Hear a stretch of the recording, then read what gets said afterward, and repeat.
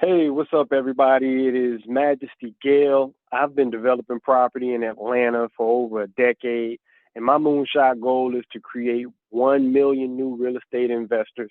And today's video is about helping to do that. What this segment is called Deal or No Deal Tuesday. Basically, where I'm doing something a little different.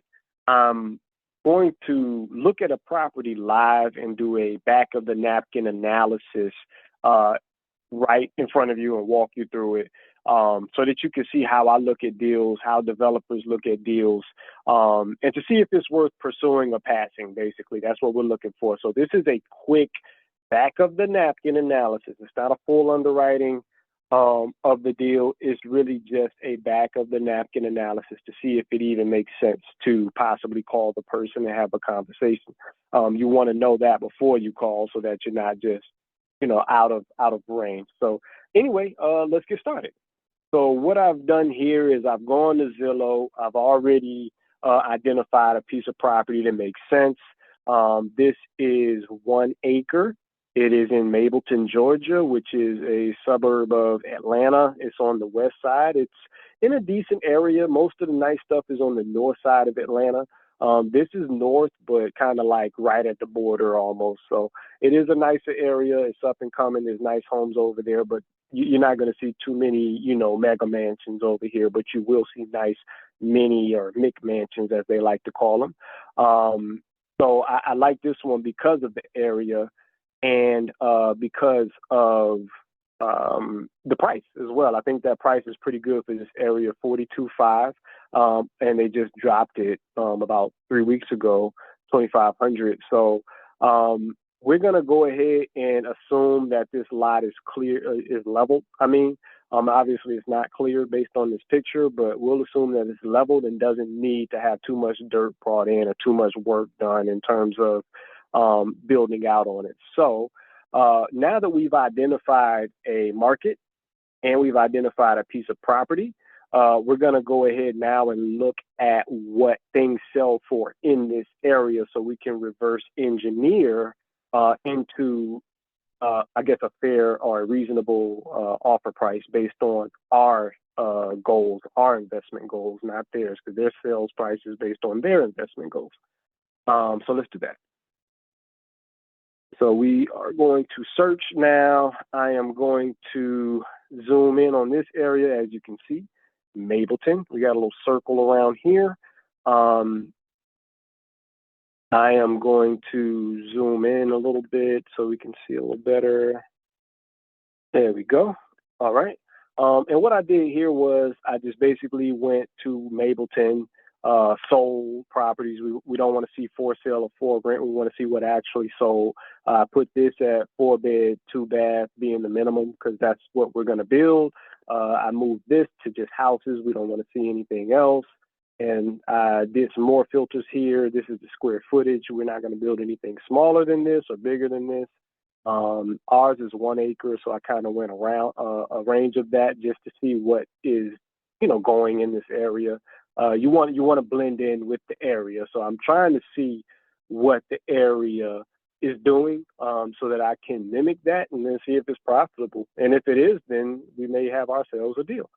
I also moved this sold in last to 90 days because we want to see fresh data. We don't want to see what something sold for, when the pandemic first happened or what have you. We want to see something that has sold recently because it's going to take us anywhere between 9 and 12 months to build out a house. Just assuming we're building one, as this is an infill lot. We're not like subdividing and building 15 of them. So that's really all that I did. And based on that information, this is what has come up. You have a 4.4 here. Now, one thing we have to keep in mind, I didn't put in the year on this, and that was intentional because I just want to see what things sell for. But for example, this one, which is the largest comp at 630, I'm pretty sure it was built. It's not new. I can tell. See, it's rehab, but it's not new. Built in 61, so it's not an exact comp, but we do get to see kind of what's going on. As you can see, we were able to sell, or they were able to sell for $215 a square foot, and that's a very important metric to look at. Let's look at this other one. It's a 4.3. 2,800 square feet. So they seem like they like 2,900. All of these lots we've seen so far are smaller than ours. The other one I think was point 0.6 or somewhere around there, and they got 218 a square foot, built in '06, right before the Great Recession. I think that was the last boom that we've had. Excuse me, I'm getting a call. There we go.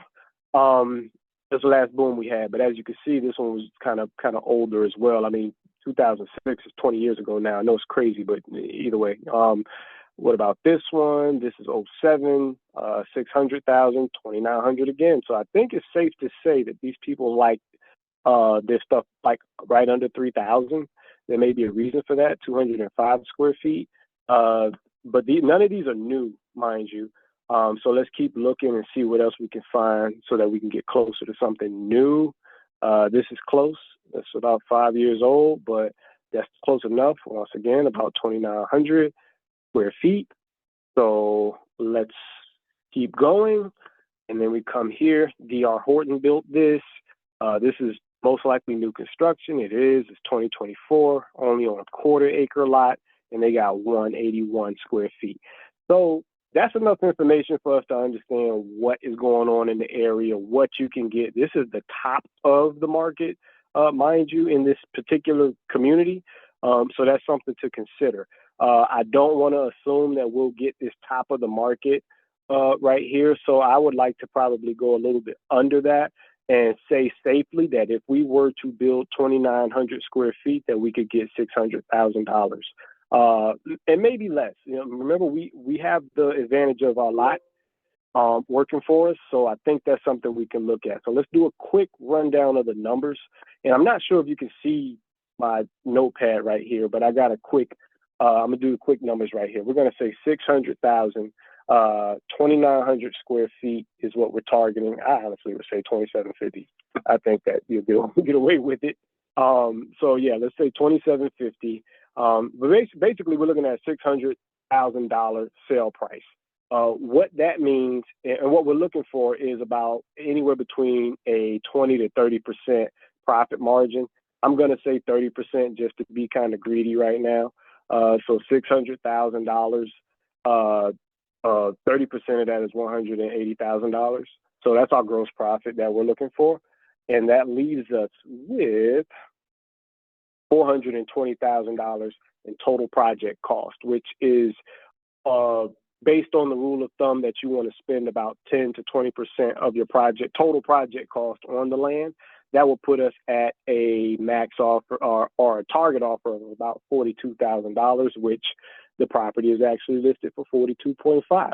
I always believe in making offers that make you uncomfortable. So let's just go ahead and say that we're going to offer 30K on it. Let's just say that we get away with the 30K for numbers.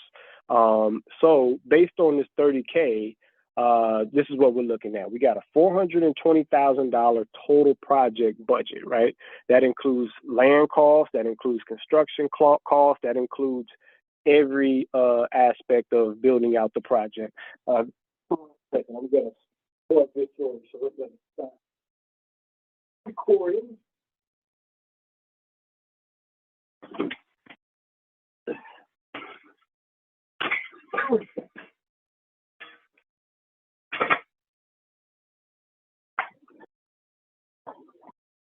As you can see, it's authentic.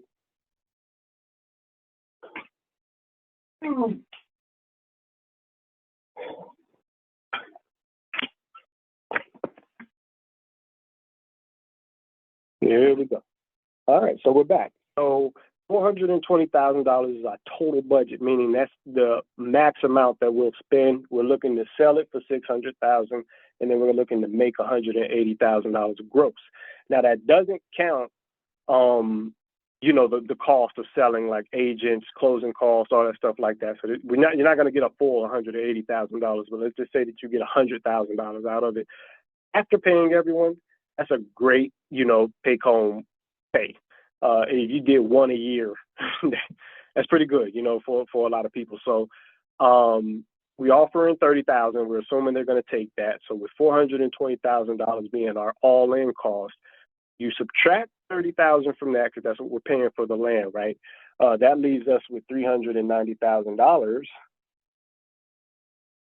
$390,000 in a budget to build the actual project out. So we said we were looking to build about 2,750 square feet. So let's see what that looks like.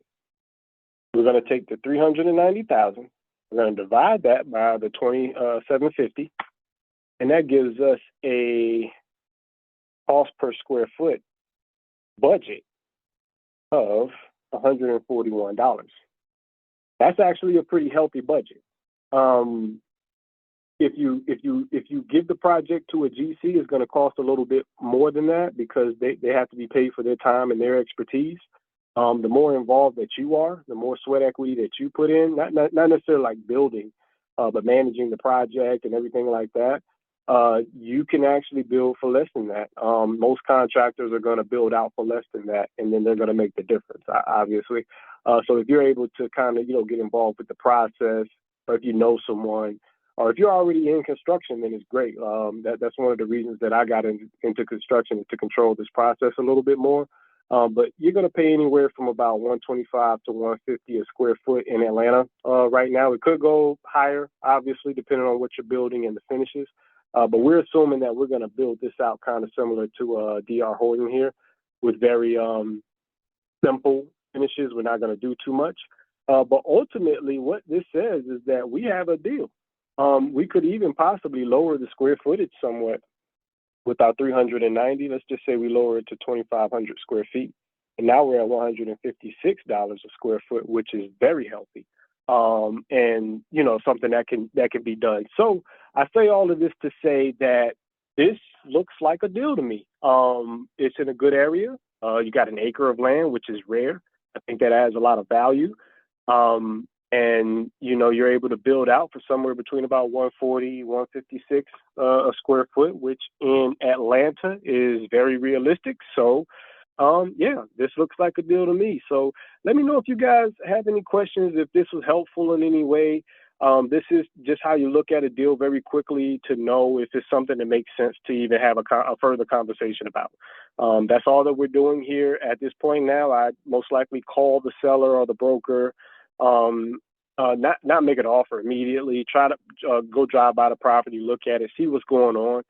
It's an infill property, which is great, typically meaning that the utilities and everything are already kind of built out around it, the infrastructure. So you just got to tap into it, as opposed to with, some of these rural developments and things like that, where you don't have any infrastructure. You have to bring that infrastructure at your cost. So it boosts your budget pretty high.